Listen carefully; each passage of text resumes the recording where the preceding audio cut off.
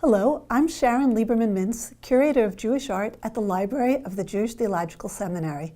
Today, we will explore a splendid facet of Jewish art, that of the revival and renaissance of decorated Hebrew manuscripts in the 18th century. When one thinks of Hebrew manuscripts, one's mind generally goes to the medieval and Renaissance periods when manuscripts, books created by hand, were being produced. With the advent of Hebrew printing in the late 15th century, manuscript production declines, and it is only in the 18th century that we witness this remarkable revival. What you're looking at now is the title page from one of the very first books we have which began this remarkable renaissance of Hebrew manuscripts. It is a magnificent prayer book written in Vienna from the years 1712 to 1714. It contains the daily and Sabbath prayers, as well as Pirkei Avot, Ethics of the Fathers, the Book of Psalms, and a variety of liturgical hymns. The multi-talented scribe and artist who created this book was known as Aryeh Judah Leib Sofer, the son of Elchanan Katz of Trebich. He was one of the earliest scribes involved in the production of 18th century luxury Hebrew books. This title page is decorated with imagery that is found in printed Hebrew books of the period. You see an introductory text panel set within an architectural tableau. Moses appears on the right with the two tablets of the law, and Aaron, dressed in the clothing of the high priest, is seen at left. The date of 1712, Tuf Ayin Bet, is noted in Hebrew characters at the bottom of the page. Although this book was written in Vienna, the scribe informs us that he penned this book Ba'otiyot Amsterdam, in the style of the letters of Amsterdam. What does this mean? At this time, Amsterdam was the center of Hebrew printing. The Dutch printers of the 18th century commissioned the most beautiful Hebrew fonts of the time, and scribes who were writing manuscripts during this period boasted that their calligraphy was just as fine as these magnificent fonts used in the printing of Hebrew books in Amsterdam. From the dedicatory inscriptions found in these sumptuous manuscripts, we learn that the patrons who commissioned these luxury items were court Jews who enjoyed a privileged status as a result of the services they rendered to the courts of Central Europe. From the mid-17th century through the end of the 18th century, these Jews played a vital role in the financial and political affairs of the courts, lending money to finance the rulers' building campaigns, procuring horses and supplies for the armies, and even buying jewels that were then given as gifts to the women of the court. This magnificent book was written for Simon Wolf Oppenheim and his wife, Vogel, the daughter of Moses Zunz of Frankfurt. Simon was the nephew of Samuel Oppenheim, who was perhaps the most famous of all court Jews, and the brother of the bibliophile David Oppenheim.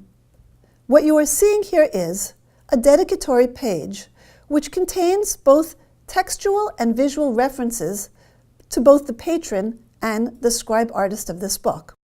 At the center of the page, we have visual and textual references to the patrons of this manuscript.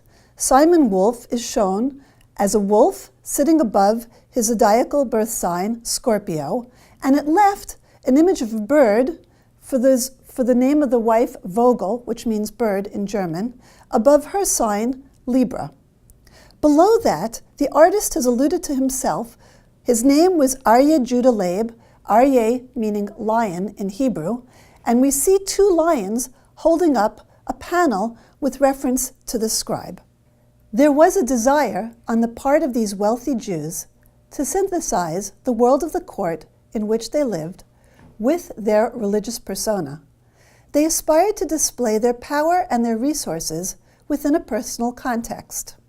And they achieved this goal by commissioning elaborate prayer books and ceremonial objects for personal and communal use. What kind of books were being created?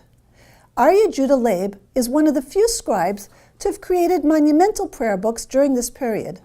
Scholars have proposed that the size of the books and the prayers included in them suggest that his books were created for the private synagogues of the important Viennese Jewish families.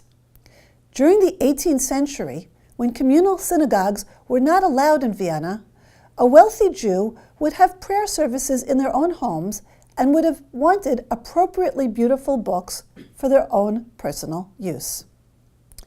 Aryeh Judah Leib was interested in exploring more than one artistic technique in this manuscript. This title page to the Book of Psalms was decorated with painted images depicting scenes from the lives of King Solomon and King David. At the top of the page, we see an image of the judgment of King Solomon. Two women with their babies kneel in front of him as King Solomon sits in judgment and decides who the child actually belongs to. In the middle of the page, we see images of King David. At left, he is ministering to King Saul, and at right, his friend Jonathan kneels before him, acknowledging that David will be the next king. At the bottom of the page, further images of King David. At left, Saul is throwing his spear at David in anger, and at right, King David is feigning madness before Achish, the king of Gat.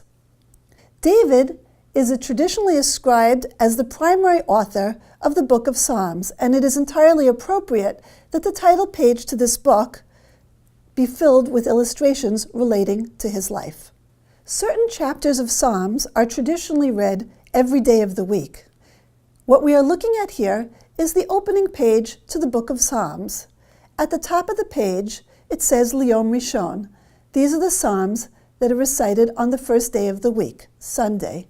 The words Liyom Rishon, the first day, are elegantly drawn against an intricately patterned background.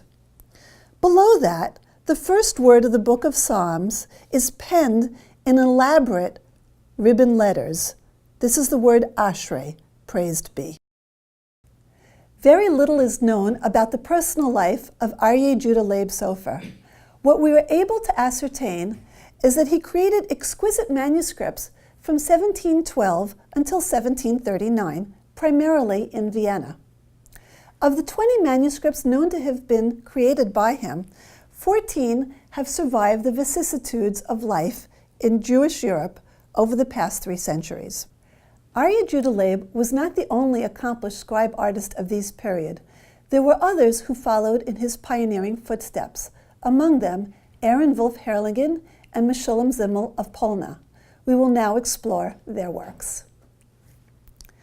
During the 18th century, precious luxury miniature manuscripts, known as Seder Brachot, literally books of blessings, containing a variety of Hebrew prayers and daily blessings, were often commissioned by grooms and presented to their brides on the occasion of their marriage.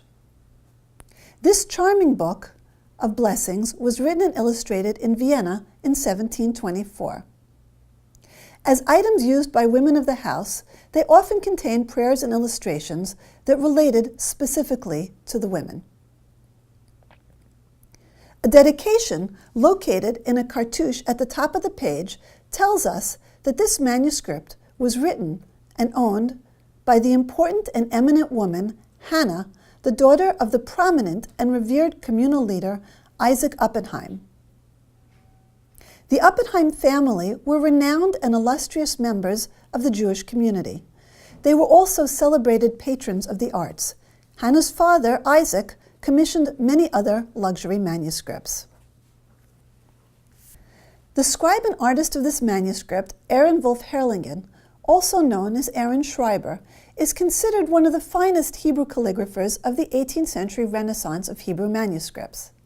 Herlingen was equally renowned for his richly decorated manuscript, as well as for his characteristic pen drawings. He was active from 1719 to 1752, primarily in Vienna. Although commissioned for a women's use, the first illustrations in this manuscript are not focused specifically on women. We see here a prayer that is recited specifically on the holiday of Hanukkah during Birkat HaMazon, grace after meals. In order to highlight this prayer, the artist has included an image of a man lighting a Hanukkah menorah. On a following page, we come across a table scene, all men, which accompanies the prayer recited over wine. This image is very similar to genre paintings we find in the Dutch Golden Age, known as the Merry Company paintings. Begun in the 17th century, these often depict a small group of people enjoying themselves, usually men and women seated with drinks, often accompanied by musical instruments and music making. On this page, we encounter the text and an image for a woman about to undergo the medical procedure of bloodletting. She sits there as a doctor is about to begin the procedure, and the prayers to accompany this image are found above and below the illustration. On a following page in this manuscript, we have the prayers recited before bedtime, Tikkun Kriyat Shema al Hamitah, the Shema recited before going to sleep. The scene is a contemplative, candlelit bedroom scene where a woman sits with her prayer book in hand, and she is about to recite the prayers said before retiring. In 1736, Aaron Wolf Herlingen was appointed the scribe to the Imperial Court Library in Vienna, a fact that he was exceedingly proud of and which he noted on the title pages of many of the manuscripts he created. Aaron Wolf Herlingen is known to have written close to 50 manuscripts, and this prayer book that we have seen, owned by Hannah, was one of his finest efforts. The final two manuscripts that I would like to explore with you are the work of yet another renowned scribe artist whose name was Shalom of Polna. His manuscripts are best known for the masterful imitation of the technique of copperplate engraving. The lines in his books are so finely drawn, they look as if they were not drawn by hand, but rather were actual engravings. Meshulam Zimmel produced some 30 manuscripts between the years 1714 and 1756. However, only 16 of these, including the present volume, bear his signature. Most of his manuscripts were penned in Vienna. He was likely a copperplate engraver by profession, and Meshulam Zimmel often refers to himself as explicitly having illustrated the pages as though engraved upon the plates as if they were copper. This miniature manuscript, Seder Tikkunei Shabbat, contains the texts of prayers recited over the course of a Sabbath. It was written for Joseph Nathan, the son-in-law of Isaac Oppenheim, and the brother-in-law of Hannah, whom we encountered as the owner of the previous book of prayers. Not surprisingly, for a book created for a man named Joseph, the title page is decorated with images from the life of the biblical Joseph. At the top of the page is an image of Joseph standing as he recounts his dreams to his brothers who are seated at the left of the page. We see to the right all the sheaves of wheat bowing down to one central sheaf of wheat. That would have been Joseph. And above Joseph, the sun, the moon, and the stars are all bowing down to him as well.